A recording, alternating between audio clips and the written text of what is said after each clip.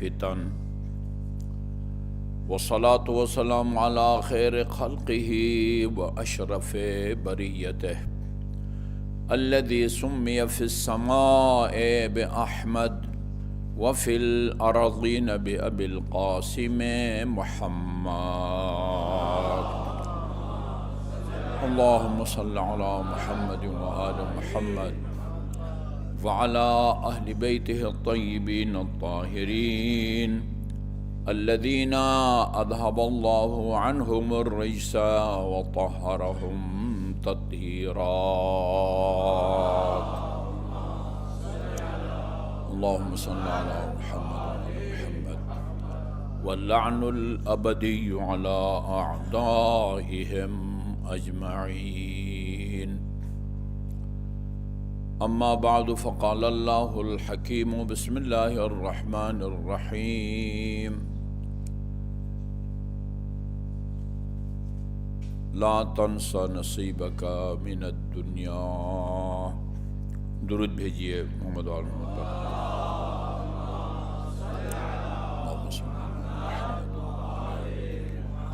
محمد. مومنین کرام، ایک انتہائی بنیادی نکتہ جو ہمیں قرآن مجید کی بہت ساری آیات اور محمد و آل محمد کی مستند روایات سے سمجھ میں آتا ہے، اس کی طرف پہلے بھی اشارہ کرتا رہا ہوں. آج اس نکتے کو دہراؤں گا اور اس نکتے کی تائید میں یا اس کی گواہ کے طور پر امام جعفر صادق علیہ السلام کا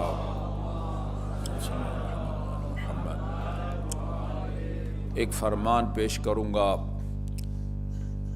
تمام مسلمان چاہے وہ شیعہ ہوں یا سنی ہوں، وہ اس بات پر معتقد ہیں، سب کا ایمان ہے اچھے کام کریں گے تو اللہ تعالیٰ قیامت کے دن اس کا اجر دے گا، ثواب دے گا، اور برے کام کریں گے تو اس کی ہمیں سزا ملے گی. قرآن کی واضح آیات نے اس حقیقت کو بیان کیا ہے. سورہ زلزال میں فَمَن يَعْمَلْ مِثْقَالَ ذَرَّةٍ خَيْرًا يَرَهُ وَمَن يَعْمَلْ مِثْقَالَ ذَرَّةٍ شَرًّا يَرَهُ. اس کی سزاؤں کا بھی ذکر ہے. کسی کی سزا جہنم ہے، کسی کی سزا برزخ میں جزوی عقاب ہے، سزا ہے، کسی کی سزا قبر، فشار قبر کے، اور کسی کی سزا جانکنی میں سختی. یہ بہت بڑا میدان ہے کہ انسان سے ایک گناہ اگر سرزد ہو جاتا ہے تو اس کا کفارہ کس طرح ادا کیا جاتا ہے. خاتون جنت علیہ السلام سے ایک طولانی روایت ہے، اللہم صلی اللہ علیہ محمد وآل محمد. اس میں ہمیں بتایا ہے، آپ نے، روایت طولانی ہے، میں جلدی اس کا خلاصہ آپ کی خدمت میں پیش کرتا ہوں. فرماتی ہیں اذا اراد اللہ بعبد خیرا، اللہ تعالیٰ جب اپنے کسی بندے کی بھلائی چاہتا ہے، یہ انداز گفتگو ہے. اس کا یہ مطلب نہیں ہے کہ بعض کی بھلائی چاہتا ہے اور بعض کی بھلائی نہیں چاہتا. خدا سب کی بھلائی چاہتا ہے. ماں باپ سے زیادہ وہ ارحم الراحمین ہے. یقیناً اللہ تعالیٰ اپنے بندوں کی بھلائی چاہتا ہے. اللہ جب اپنے بندوں کی بھلائی چاہتا ہے اور ان بندوں سے کوئی گناہ سرزد ہو جائے جن کی وہ بھلائی چاہتا ہے، اللہ تعالیٰ اس کے کفارہ یا اس گناہ کو اس کے نامہ اعمال سے مٹانے کا اہتمام کرتا ہے. اس کو علمی زبان میں کہتے ہیں کفارہ. اس کی کفارے کی ادائیگی یا اس گناہ کو مٹانے کے لیے اللہ تعالیٰ اہتمام کرتا ہے. سب سے پہلے مرحلے میں اس کی رحمت کی ایک جھلک یہ بھی ہے کہ جب انسان نیکی کی نیت کر لیتا ہے، نیکی اس کے نامہ اعمال میں لکھ لی جاتی ہے کرنے سے پہلے. بلکہ بعض روایات میں ہے خود عمل سے نیکی کی نیت افضل ہے، خود عمل سے نیکی کی. ابھی اس کی تفصیل میں نہیں جا سکتا. بندے سے جب گناہ سرزد ہو جاتا ہے پھر بھی وہ اللہ کی ہدایات کے مطابق بندے سے گناہ کے سرزد ہونے کے فوراً بعد فرشتے اس کو نہیں لکھتے. خدا فرماتا ہے 7 گھنٹہ اس کو مہلت دو، ہو سکتا ہے پشیمان ہو جائے تو اصلاً یہ تحریر میں ہی نہ آ جائے، یہ ریکارڈ میں ہی نہ آ جائے یہ اس کا عمل. پھر اگر وہ 7 گھنٹے میں وہ توبہ نہ کرے اور لکھ دیا جائے تو جتنے گناہ کیے ہیں اتنے گناہ اس کے نامہ اعمال میں درج ہوتے ہیں. اور اگر نیکی کرے تو ایک نیکی کرے ویسے ہی 10 نیکیاں اس کے نامہ اعمال میں لکھ دی جاتی ہیں. تصور کر سکتے ہیں ہم اللہ تعالیٰ کے لطف و کرم اور اس کے وہ فضل کا. خیر فرماتی ہیں کہ اللہ تعالیٰ اس دنیا میں اس کو اللہ تعالیٰ مشکلات میں ڈال دیتا ہے. خود بیمار ہو جاتا ہے، بچے بیمار ہو جاتے ہیں، مالی پریشانیاں، اس کے نتیجے میں گناہوں کا کفارہ ہو جاتا ہے. یعنی وہ گناہ جو درج ہو گئے تھے، ریکارڈ میں آ گئے تھے، وہ مٹا دیے جاتے ہیں یہ دنیا کی مشکلات کی وجہ سے. اور اگر یہ دنیا کی مشکلات اس کے گناہوں کے کفارہ یا ان کو مٹانے کے لیے کافی نہ ہوں تو پھر اللہ تعالیٰ عزرائیل کہیں یا ملک الموت اس سے کہتا ہے کہ اس کی روح قبض کرتے وقت تھوڑا سا تشدد کرو، میں چاہتا ہوں اس تشدد کے نتیجے میں اس کے گناہ بخشے جائیں. زیادہ ہوں پھر بھی بچیں تو فشار قبر ہر عذاب سے بچنے کے لیے مخصوص اعمال ہیں. فلان دنیا میں ہے نا، فلان بیماری کا یہ علاج ہے، فلان بیماری کا یہ علاج ہے، فلان بیماری کا یہ علاج ہے. جی جو ٹی بی کا علاج ہے وہ مثلا بخار کا علاج نہیں ہے، جو بخار کا علاج ہے وہ ٹی بی کا علاج نہیں ہے.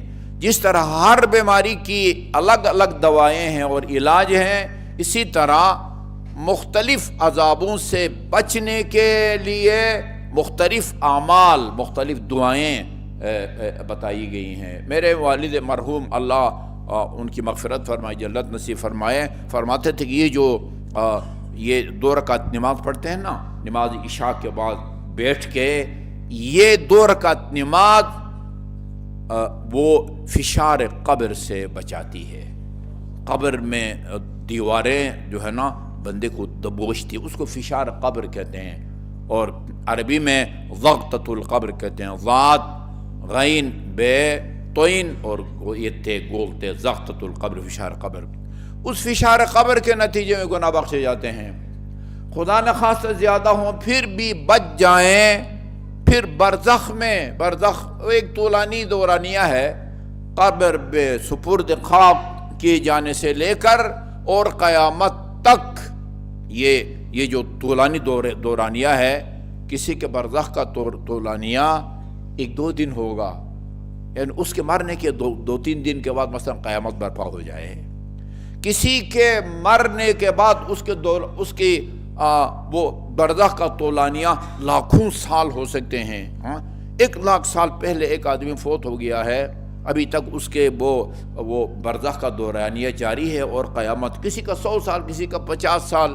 وہ جتنا کوئی قیامت کے قریب مرے گا اس کی وہ برزخ کا دورانیہ کم ہوگا، اور جتنا کوئی پہلے مرا ہوگا، مثلا حضرت آدم علی نبینا و آلہ و علیہ الصلاۃ والسلام، جی وہ ان کے برزخ کا دورانیہ سب سے طولانی ہے. ادھر اللہ تعالیٰ کوئی سختی کرے گا، اس کے نتیجے میں خدا کی، یعنی یہ تعبیر بندوں کے لیے ہے لیکن سمجھانے کے لیے عرض کر رہا ہوں، اللہ تعالیٰ کی سر توڑ کوشش ہوتی ہے کہ جب یہ بندہ روز قیامت میری بارگاہ میں حساب کتاب کے لیے اٹھے تو گناہوں سے پاک اٹھے. یہ کسی دن عرض کیا تھا میں نے، جب آپ مہنگائی کے زمانے میں، بے روزگاری کے زمانے میں جب آپ مارکیٹ سے گزرتے ہیں نا، عام طور پر آپ نے دیکھا ہے وہ جو قصائی ہوتے ہیں نا، وہ ہڈی چھچڑے وغیرہ سب فروخت کر کے شام کو ران آویزان ہوتی ہے، ران یا پھلوں کی دکان سے گزرتے ہیں اور بڑے ترتیب سے سلیقے سے پھلوں کو چمکا کے رکھا ہوا ہے، سیب ہے، انار ہے اور قیمتی پھل، وہاں سے گزرتے ہیں، لیکن آپ طاقت خرید نہیں رکھتے کہ ان میں سے کچھ خرید کے بچوں کو لا کے دیں۔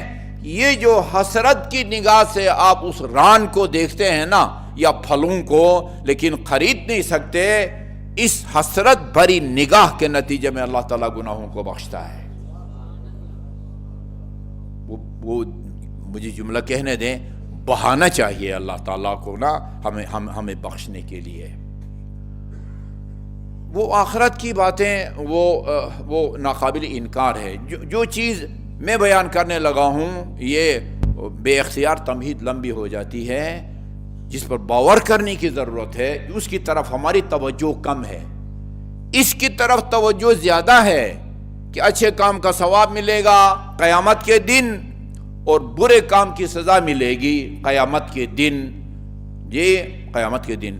لیکن اسی دنیا میں برائی کے نتیجے میں، اسی دنیا میں مادی نقصانات سے بندہ دوچار ہو جاتا ہے، اسی دنیا میں گناہوں کی وجہ سے مادی، آپ اپنے آپ کو بچانے کے لیے وہ گاڑی کی بریک کو صحیح رکھیں گے، اچھا اس کے آئل کو صحیح رکھیں گے، وہ میں گاڑی کی زبان کو بھی نہیں سمجھتا، آپ کوشش کرتے ہیں ظاہری اسباب، ظاہری نقصانات کے جو اسباب ہوتے ہیں ان کو دور کرنے کی بندہ کوشش کرتا ہے، لیکن کچھ نادیدہ اسباب ہے، نادیدہ دکھائی نہ دینے والے اسباب ہے جن کی وجہ سے انسان اس دنیا میں وہ نقصانات کا وہ دوچار ہو جاتا ہے۔ اس کی طرف خدا نے اور ائمہ معصومین نے ہم کو متوجہ کیا ہے، یہ کام کرو گے تو دنیا میں اس سے نقصان سے بچو گے، دنیا میں آخرت کی بات نہیں ہو رہی ہے، یہ کام کرو گے اس نقصان سے بچو گے، یہ کام کرو گے اس کا اتنا فائدہ ہوگا، اتنا فائدہ ہوگا۔ اپنے آپ کو صحت مند رکھنے کے لیے بندہ کیا کچھ نہیں کرتا،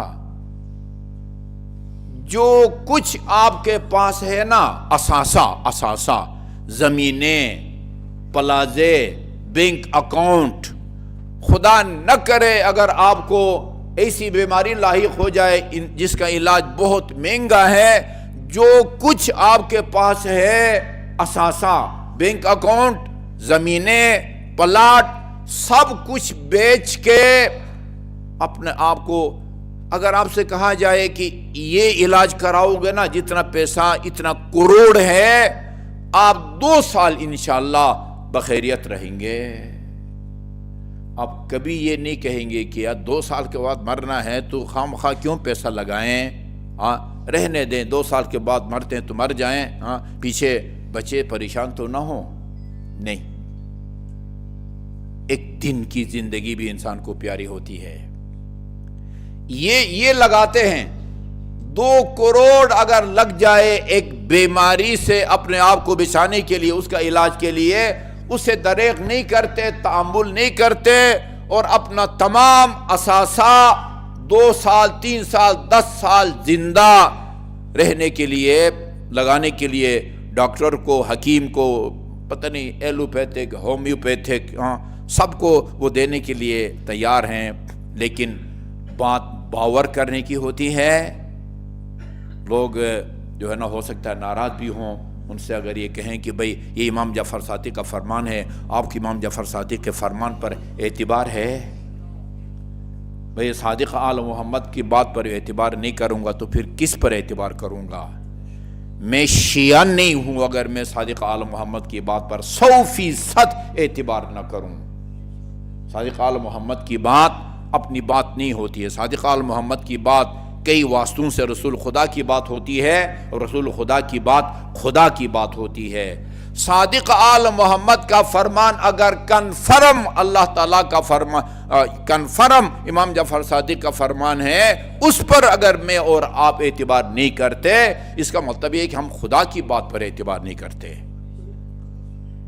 جی ابھی یہ دو چار چیزیں بتاتا ہوں کہ اس میں امام نے بتایا کہ یہ کام کرو گے تو دنیا میں تمہیں یہ فائدہ ہوگا، یہ کام کرو گے تو تمہیں دنیا میں یہ فائدہ ہوگا۔ ایک مطلب محمد اور آپ کی آل پاک پر درود بھیجیے، جمعہ کا دن ہے۔ اللہم صلی علی محمد و آل محمد۔ زرارہ امام جعفر صادق علیہ السلام کے معتبر اور مستند راویوں یا اصحاب میں سے ہے۔ فرمایا زرارہ نہ ہوتا ہماری احادیث محفوظ نہ رہتی، تباہ ہو جاتی ہے، ختم ہو جاتی ہے اگر وہ زرارہ بن عیون نہ ہوتا۔ زرارہ کہتے ہیں سمعت الصادق یقول، میں نے امام جعفر صادق علیہ السلام کو فرماتے ہوئے سنا، ثلاثۃ، تین اعمال ایسے ہیں، تین اعمال ان تعلمہن المؤمن، اگر مومن یعنی آپ لوگ یا دنیا میں جہاں بھی کسی بھی چینل کے ذریعے ہماری آواز جاتی ہے، کوئی بھی مومن اگر ان تین اعمال کو سیکھے، سمجھے اور ان پر عمل کرے، کان زیادۃ فی عمرہ، یہ ان تین اعمال کی وجہ سے اس کی عمر بڑھ جائے گی۔ جہاں کروڑوں لگاتے ہیں نا آپ، کروڑوں چند دن، چند مہینے یا چند سال زندہ رہنے کے لیے، وہی بار بار دہراؤں گا، بات باور کرنے کی ہے، جہاں جو مقصد آپ کروڑوں روپیہ لگا کے حاصل کرتے ہیں، وہ مقصد ایک چھوٹے سے عمل کے ذریعے حاصل ہو رہا ہے، جس کی نشاندہی صادق آل محمد کر رہے ہیں، یا کہیں خدا کر رہا ہے، خدا کر رہا ہے۔ اچھا، اور کانا زیادتاً فی عمرہ، اس کی طول عمر کا وہ باعث ہیں یہ تین اعمال۔ دو، وبقاء النعم علیہ ہے، ایک تو عمر لمبی ہو جائے گی، اور دوسرا جو نعمتیں اللہ تعالیٰ نے آپ کو دے رکھی ہے نا، وہ نعمتیں ضائع نہیں ہوں گی، چور نہیں چرائے گا، ڈاکہ نہیں پڑے گا آپ کے گھر کے اوپر، سیلاب کا نظر نہیں ہوگا آپ کا مال مویشی یا آپ کی کھیت وغیرہ وغیرہ، جو بھی مالی نقصان کے اسباب ہوتے ہیں اس دنیا میں اور بہانے ہوتے ہیں، ان سے بندہ محفوظ رہتا ہے۔ دو چیزوں کا ذکر کیا ہے، لمبی عمر پائے گا وہ آدمی جو تین کام کرے گا، یعنی ان کو سمجھ کے یاد کرے گا، دوسرا یعنی مالی نقصان سے بچے گا۔ قلت، زرارہ کہتے ہیں وما ہن یا ابن رسول اللہ، وہ تین کام کیا ہیں کہ اگر وہ تین کام کرو تو بندہ عمر بھی لمبی ہو جاتی ہے اور انسان مالی نقصان سے بھی محفوظ رہتا ہے۔ قالا، یہ روزمرہ کی بات ہے، تطویلہ فی رکوعہ و سجودہ، جب نماز پڑھے اپنے رکوع کو بھی طول دے، سجدے کو بھی طول دے۔ لوگ سمجھیں گے کہ اس کا اس سے کیا تعلق ہے، لمبا رکوع کرو، لمبا سجدہ کرو تو چور آپ کے گھر میں نہیں لوٹے گا، وہ آپ کا موبائل جو ہے نا وہ راستے میں کوئی آپ سے وہ نہیں چھینے گا۔ رکوع کی لمبائی، سجدے کی لمبائی کیا ڈاکو کے ڈاکہ اور چور کی چوری، سیلاب سے کیا تعلق ہے؟ ٹھیک ہے، میں اور آپ اس تعلق کو نہیں سمجھتے مگر خدا سمجھتا ہے، اس کو پتا ہے کہ ان میں کیا ربط اور تعلق ہے۔ ٹھیک ہے جی، نمبر ایک فی تطویلہ فی رکوعہ و سجودہ، البتہ یہ میرے لیے نہیں ہے جو نماز پڑھا رہا ہوں نا، مثلا میں اتنا لمبا رکوع کروں کہ جو مومنین جن کے بیچارے گھٹوں میں تکلیف ہے، کمر کی تکلیف ہوئی، نماز کی حالت میں بد دعا کریں، یہ نہیں ہے۔ یہ وقت کی بات ہوتی ہے، فرصت کی بات ہوتی ہے، جب اپنے گھر میں آرام سے نماز پڑھ رہے ہیں نا. میں نے کئی دفعہ ذکر کیا ہے، وہاں پتہ نہیں جمعہ کے دن یا جمعرات کے دن امام کعبہ صبح کی نماز میں سورہ دہر پڑھتا ہے. کئی دفعہ ایسا ہوا ہے، میرے ساتھ ایسا ہوا ہے. ہم رات کو عمرہ مفردہ کرتے ہیں. عام طور پر لوگوں سے بھی کہتا ہوں کہ بھئی دن کو نہ کرو، چونکہ وہ کفارہ پڑے گا، چھت والی گاڑی میں بیٹھنا پڑے گا. رات کو عمرہ مفردہ کرتے ہیں، 3 گھنٹے لگ جاتے ہیں تقریباً، اور تقریباً یا فجر کے قریب یا فجر کے ساتھ آپ کا عمرہ مفردہ مکمل ہوتا ہے، کمپلیٹ ہوتا ہے. اچھا، بندہ سمجھتا ہے کہ بھئی 10 منٹ رہتے ہیں، آدھا گھنٹے رہتے ہیں، مسجد الحرام میں جماعت کا ثواب حاصل کر کے جانا چاہیے. یعنی پوری شب بیداری ہو جاتی ہے اور امام کعبہ کے پیچھے آپ کھڑے ہو جاتے ہیں. جس نے شب بیداری کی ہوتی ہے، خواب آلود ہوتے ہیں، ادھر سے امام کعبہ سورہ دہر شروع کر دے. کئی دفعہ لوگوں کو میں نے نماز کے دوران لڑکھڑاتے ہوئے دیکھا ہے. بندہ گر جاتا ہے، گرنے کا خطرہ ہوتا ہے. یہ ہمارے لیے ایسا نہیں ہے. مالک اشتر کو جب گورنر بنا کے بھیجا، بلکہ یہ جو نامہ مالک اشتر ہے اس میں لکھا ہوا ہے صلی بہم صلاۃ اضعفہم. دیکھو، جب نماز پڑھاؤ نا، اس آدمی کی سپیڈ کے مطابق نماز پڑھو. تمہارے پیچھے جو کھڑے ہیں جو سب سے کمزور ہے. ایک آدمی بڑی مشکل سے رکوع میں ایک دفعہ سبحان ربی العظیم و بحمدہ کہتا ہے، اور آپ ادھر 10 دفعہ کہیں، یہ مناسب، یہ موقع محال کو دیکھا جاتا ہے. تطویلہ، یہ اپنے سجدے کو، رکوع کو طول دیتا ہے. اور میں نے کئی دفعہ عرض کیا، شخص کہتا ہے میں نے سید الشہداء امام حسین علیہ السلام کو نماز پڑھتے ہوئے دیکھا، آپ نے سجدے میں 60 مرتبہ فرمایا سبحان ربی الاعلی و بحمدہ. گھر میں آپ کی صحت ٹھیک ہو تو لمبا رکوع، لمبا سجدہ، اس کے نتیجے میں کیا ہوتا ہے؟ عمر بھی لمبی ہو جاتی ہے، آپ کا مال بھی نقصانات سے محفوظ رہتا ہے. ہاں، یہ کوئی عام ایسے محلے گلی کا کوئی مولوی کی بات نہیں ہے. امام جعفر صادق جن کے اقوال، اللہم صلی اللہ محمد وآل محمد، جس کے قول و فعل پر مکتب اہل بیت کی عمارت کھڑی ہے، یہ ان کا فرمان ہے. دوسرا، یہ بھی آپ کہیں گے عجیب بات ہے. اچھا، یہ گھر میں کھانا کھاتے ہیں نا، ایک آدمی مثلا پہلے کھا لے، اس کے بعد دوسرا آدمی الگ تھلگ ہو کہ مجھے زیادہ بھوک لگی ہے، وہ الگ الگ کھا لے. 2-4 آدمی ہیں، الگ الگ اوقات میں جلدی کھانا کھا کے فارغ ہو جائیں. یہ پسند نہیں ہے، خدا، رسول اور اہل بیت کو پسند نہیں ہے. فرمایا تطویلہ علی طعامہ علی مائدتہ، زیادہ دیر تک دسترخوان پر بیٹھ کے کھانا کھانا، اس کا مطلب زیادہ کھانا نہیں ہے. یہ نہیں فرمایا جو زیادہ کھائے گا اس کا مال محفوظ رہے گا. نہیں، آرام سے کہو، سب کو بلاؤ، آرام سے کہو، آرام سے کھاؤ. آرام سے کھانے کے لیے بھی طریقہ بتایا گیا ہے. لقمے چھوٹے ہونے چاہیے. آپ تہذیب الاحکام کو پڑھیں نا، مرحوم مجلسی کی وہ حلیۃ المتقین کی کتاب. ہاں، چھوٹے لقمہ ہو جائیں، اتنا بڑا نہ ہو کہ جبڑوں کے لیے حرکت کرنا مشکل ہو جائے. لقمے چھوٹے ہونے چاہیے اور خوب چبا کے کھاؤ، آرام کے کھاؤ. سارا اہل خانہ، افضل الہا کا بہترین دسترخوان وہ ہے جس پر زیادہ سے زیادہ ہاتھ ہوں. سب اہل خانہ جمع ہو جی، چھوٹے لقمے ہوں، خوب چبا کے کھاؤ. یعنی آپ کے دسترخوان پر کھانے کا دورانیہ لمبا ہونا چاہیے. اس کے نتیجے میں بھی عمر بڑھتی ہے.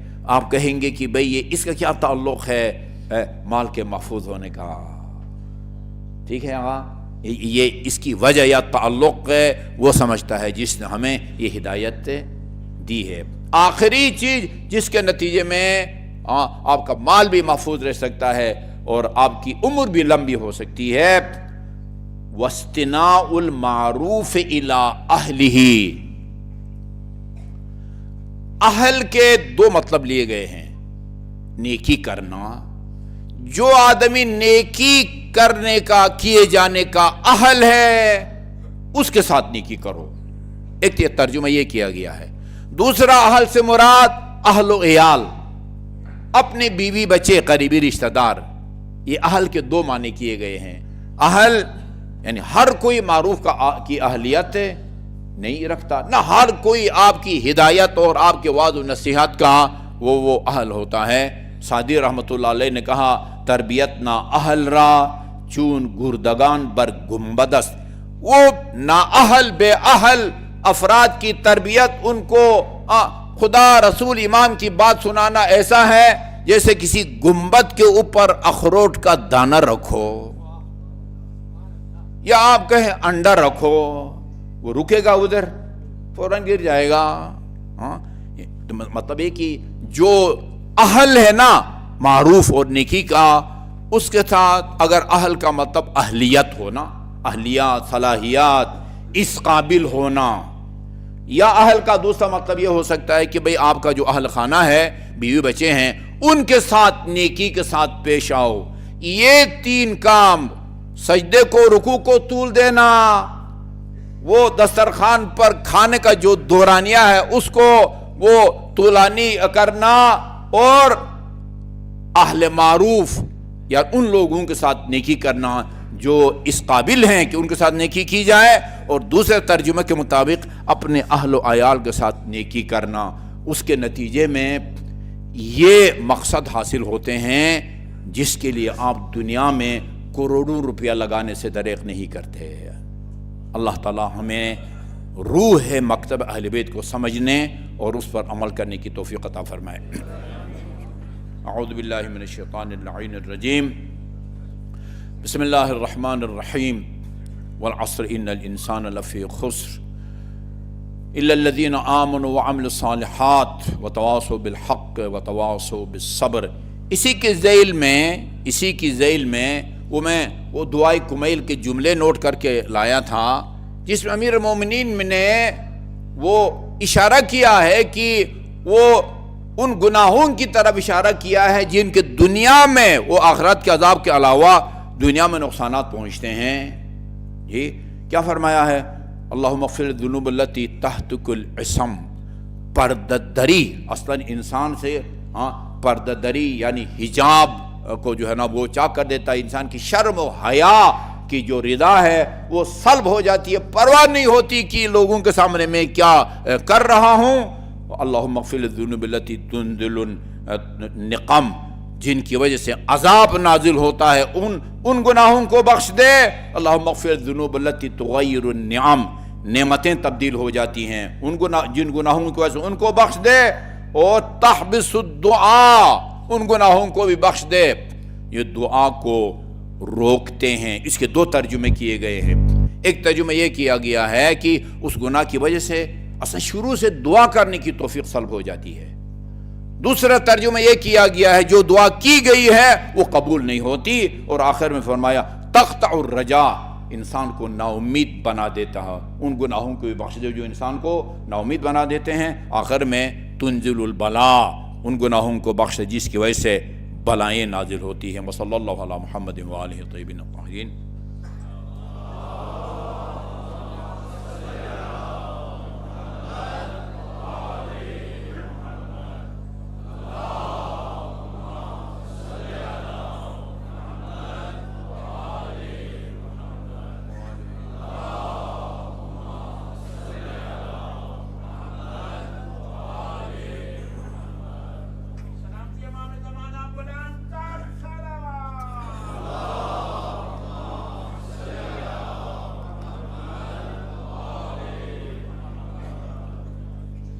اعوذ باللہ من الشیطان اللعین الرجیم. بسم اللہ الرحمن الرحیم. الحمدللہ رب العالمین والصلاة والسلام علی خیر خلقہ محمد وآلہ الطیبین الطاہرین، ولا سیما علی ابن عمہ امیر المؤمنین علی بن ابی طالب علیہ الصلاة والسلام، وعلی الحسن والحسین سید شباب اہل الجنہ، وعلى علي بن الحسين زين العابدين ومحمد بن علي الباقر وجعفر بن محمد الصادق وموسى بن جعفر الكاظم وعلي بن موسى الرضا ومحمد بن علي التقي وعلي بن محمد النقي والحسن بن علي العسكري والخلف الحجة المهدي المنتظر اللهم عجل فرجه وسهل مخرجه ليملأ الأرض قسطا وعدلا كما ملئت ظلما وجورا واللعن الأبدي على أعدائهم أجمعين. أما بعد فمن كلام له صلى الله عليه وآله وسلم مثل أهل بيتي كمثل سفينة نوح من ركبها نجا ومن تخلف عنها غرق وهوى. ایک انتہائی اہم موضوع ہے جس پر گفتگو کی ضرورت ہے اور محنت کی بھی ضرورت ہے، وہ یہ کہ تمام اسلامی فرقے، وہ تکفیری کوئی فرقہ ہو یا غیر تکفیری ہو، اہل حدیث ہو، مقلد ہوں. اہل حدیث یعنی جو حجاز مقدس ہے، سعودی عرب کے جو مسلمان ہیں ان کی اکثریت اہل حدیث ہے. مقلد وہاں کم ہیں کہ امام ابو حنیفہ، امام حنبل، شافعی، مالکی ہیں، لیکن اکثریت اہل حدیث کی ہے. یہاں بھی پاکستان میں بھی جو اہل حدیث ہیں وہ غیر مقلد کہلاتے ہیں. بلکہ میں نے مدینہ منورہ میں مسجد النبی میں جو بندہ بیٹھتا ہے اردو میں لیکچر دیتا ہے، وہ مذاق اڑا رہا تھا. بعض جو 4 ائمہ ہیں نا، نام بھی نہیں لوں گا میں، امام ابو حنیفہ، شافعی، حنبل، مالکی، ان میں سے کسی کا مذاق اڑا رہا تھا. جو اہل حدیث ہیں، جن کو اہل حدیث کہتے ہیں آج کل جو اہل سنت میں ہیں، کسی زمانے میں ہمارے ہاں اخباری کہلاتے تھے، جو ابھی نہیں ہیں. آج کل کچھ لوگ جن کو کتب احادیث کا پتہ ہی نہیں ہے، وہ کہتے ہیں کہ ہم اجتہاد کو نہیں مانتے، تقلید کو نہیں کرتے، ہم اخباری ہیں. کوئی اخباری بننا بھی کوئی اتنا آسان کام نہیں ہے. اخباری بننے کے لیے بھی اہل بیت اطہار کی 60,000 روایات سے آگاہی ضروری ہے. یہ جملہ یاد رکھیں.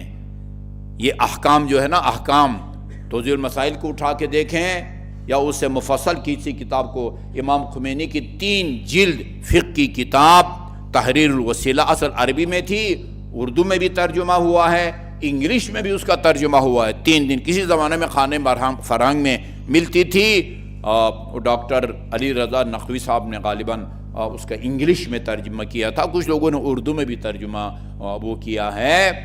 اس میں دیکھیں یہ جو ہمارے فقہ کی کتابیں ہیں وہ پانی کی قسموں سے وہ شروع ہوتے ہیں. اس کے مسائل، پانی کی قسمیں، پانی یا مطلق ہے جس کو صرف پانی کہا جاتا ہے، یا مضاف ہے، انگور کا پانی، سیب کا پانی، گنے کا پانی، فلاں فلاں فلاں نا، یہ ان کے احکام بیان کیے جاتے ہیں.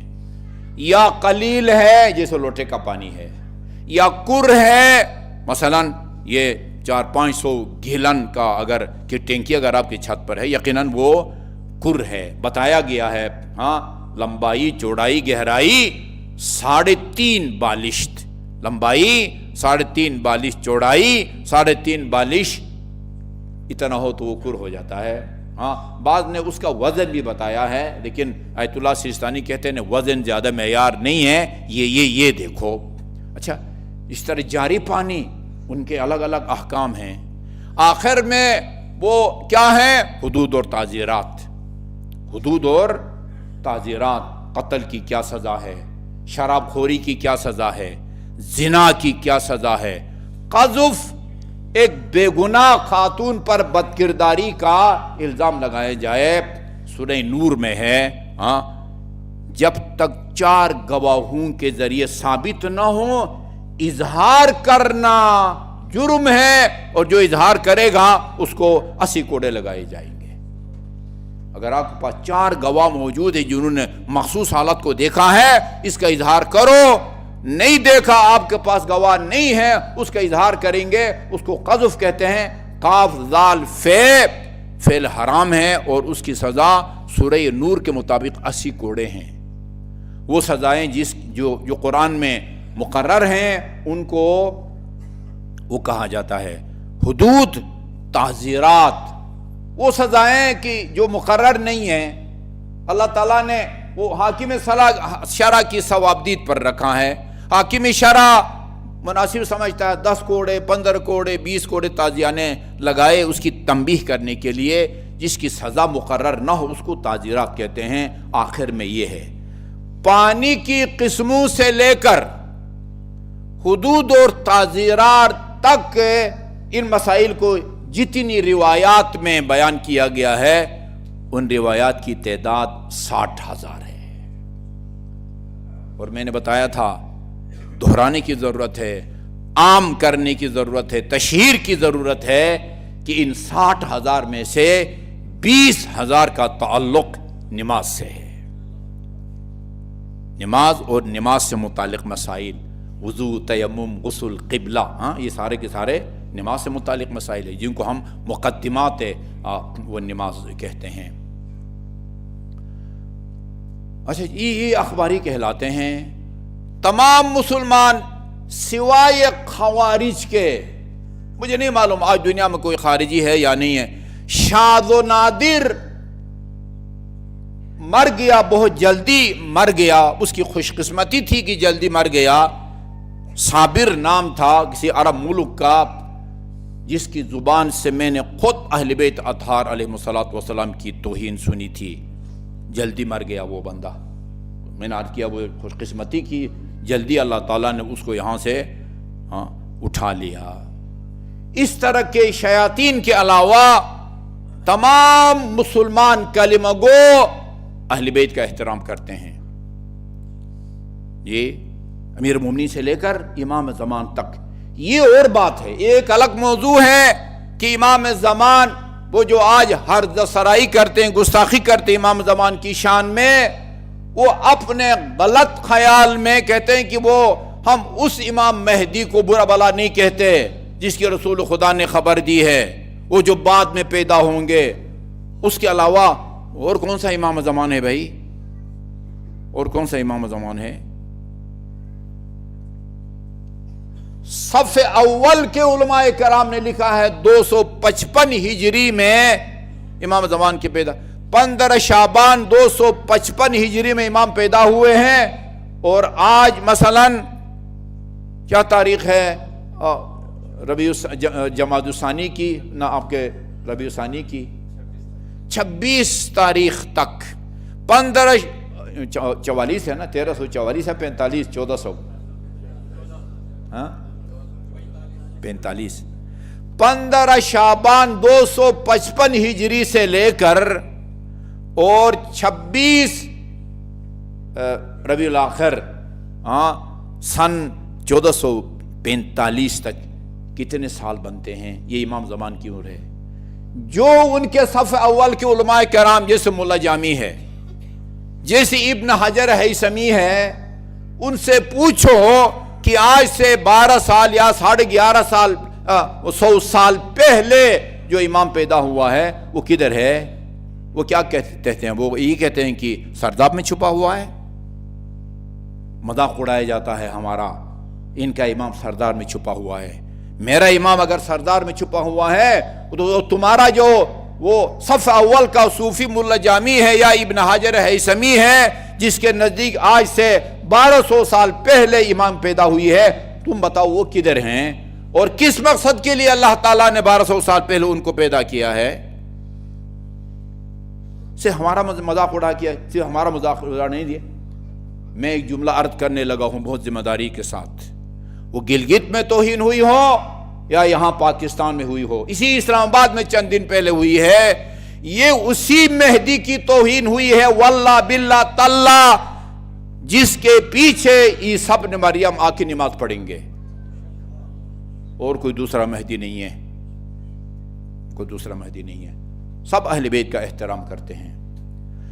جو جس بات کا ہماری اہل سنت علماء یا مسلمانوں کی اکثریت کے ساتھ اختلاف ہے نا، بہت اہم موضوع ہے، میں نے اس کو چھیڑ دیا ہے، آپ دعا کریں کہ میں اس موضوع کو نبھانے کا حق ادا کر سکوں۔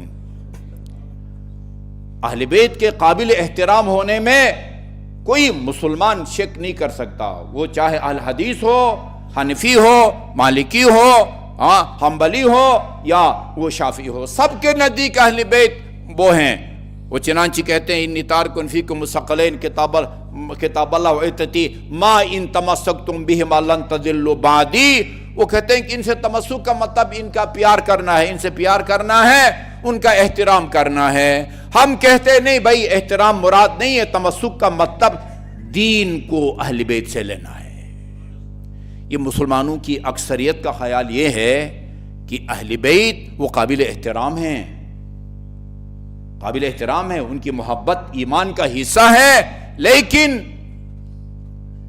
انہوں نے کوئی فقہ، یہ وہ پانی سے لے کر حدود و تعزیرات تک اہل بیت کا کوئی فقہی مسائل اور احکام پر مشتمل کوئی کتاب مدون تیار شدہ نہیں ہے، جس طرح وہ حنفیوں کا ہے، شافعیوں کا ہے، مالکیوں کا ہے، یا پتہ نہیں وہ ان کا باقی جس طرح ائمہ اربعہ ہیں، اسی طرح امام جعفر صادق کا، شیعوں کا، اہل بیت اطہار کا کوئی مدون فقہ نہیں ہے کہ جس کو ہم اہل بیت کا فقہ، اہل بیت کی نماز کا طریقہ، اہل بیت کی طلاق کا طریقہ، اہل بیت کے حج کا طریقہ سمجھ پر اس پر عمل کریں، دنیا میں نہیں ہے۔ پھر ہمارے ہاں تو ہے، ہم درجنوں کتابیں پیش کر سکتے ہیں کہ یہ ہے فقہ اہل بیت، یہ ہے فقہ اہل بیت، لیکن اسی زمانے میں یمن کے ایک سکالر نے کتاب لکھی ہے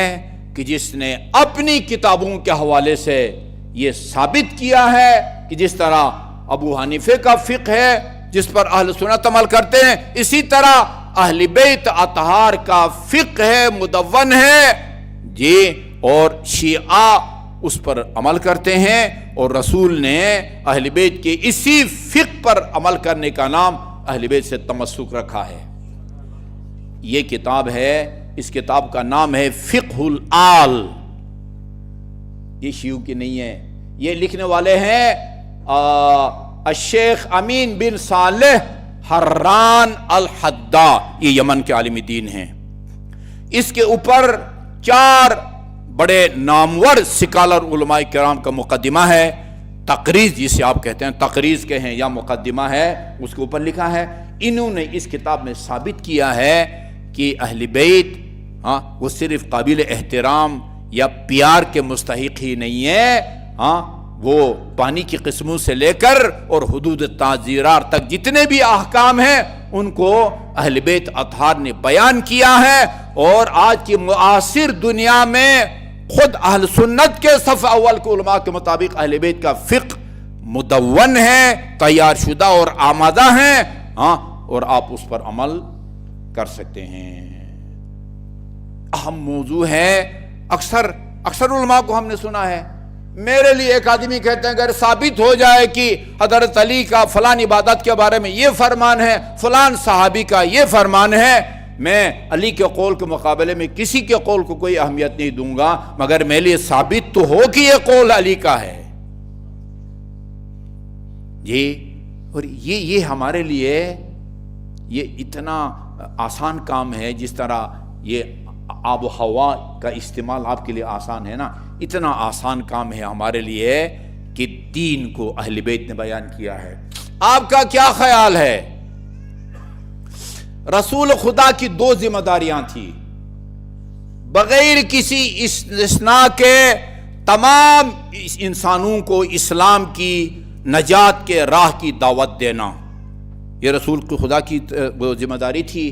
ایک اور اہم ذمہ داری تھی جو سب کے بارے میں نہیں تھی، وہ یہ تھی کہ اپنے بعد علی کو بطور ہادی تیار کرنے کی ذمہ داری بھی رسول دوش پر تھی، اللہ تعالیٰ کی طرف سے تھی، اور یہ کام رسول خدا نے کیا ہے۔ کب سے شروع کیا ہے؟ جب علی پیدا ہوئے، منہ میں زبان دے کے، اور جب دنیا سے جانے لگے تو وہ اپنی چادر کے نیچے امیر المومنین کو لے جا کے پتنی لمحہ بھر میں کیا کچھ اپنے سینے سے علی کے سینے تک منتقل کیا.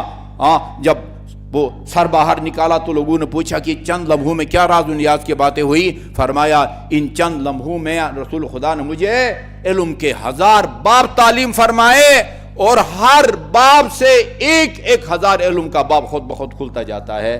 آپ کا کیا خیال ہے، یہ ویسے ہی علی کو سکھایا ہے؟ علی اپنے سینے میں لے کے دفن کر کے چلے گئے، اس کو کسی کو بتایا ہی نہیں ہے؟ نہیں، یہ سارا علوم حسن تک منتقل کیا ہے، حسن نے حسین تک منتقل کیا ہے. یہ اس کی تفصیلات ہیں جس کو ہم مختصر وقت میں بیان نہیں کر سکتے. اللہ تعالی ہمیں اہل بیت اطہار علیہ السلام کی دامن سے تا حیات متمسک رہنے کی توفیق عطا فرمائے. بسم اللہ الرحمن الرحیم. قل هو اللہ احد اللہ الصمد